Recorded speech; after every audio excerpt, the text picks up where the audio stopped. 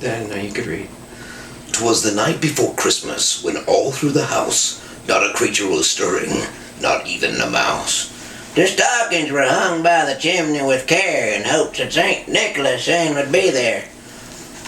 The children were nestled all snug in their beds, while visions of sugar plums danced in their heads. And Mama in her kerchief, and I in my cap, had just settled down For a long winter's nap. When out on the lawn there arose such a clatter, I sprang from my bed to see what was the matter. Away to the window I flew like a flash, tore open the shutter and threw up the sash. The moon on the breast of the new fallen snow gave a lustre of midday to objects below. When what to my wondering eye should appear but a miniature sleigh and 8 tardy reindeer. With a little old driver so lively and quick, I knew in a moment it must be St. Nick. More rapid than eagles his coursers they came, and he's whistled and shouted and called them by name.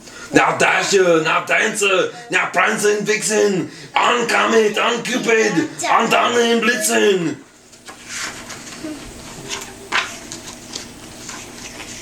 To the top of the porch, to the top of the wall, now dash away, dash away, dash away all.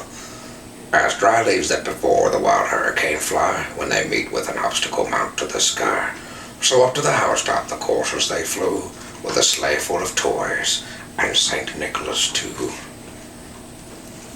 And then in a twinkling I heard on the roof the prancing and pawing of each little hoof. As I drew in my head and was turning around, down the chimney St. Nicholas came with a bound.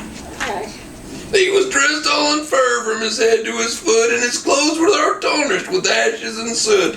A bundle of toys he flung on his back, and he looked like a peddler just opening his pack.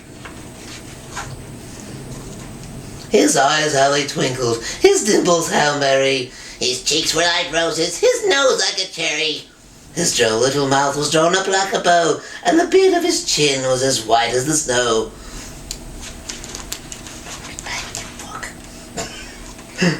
The stump of his pipe he'd tell tight with his teeth, and the smoke encircled his head like a wreath. He had a broad face and a little round belly, that shook when he laughed like a bowl full of jelly. He was chubby and plump, a right jolly old elf, and I laughed when I saw him in spite of myself. A wink of his eye and a twist of his head soon gave me to know I had nothing to dread. He spoke not a word, but went straight to work, and filled all the stockings, and turned with a jerk.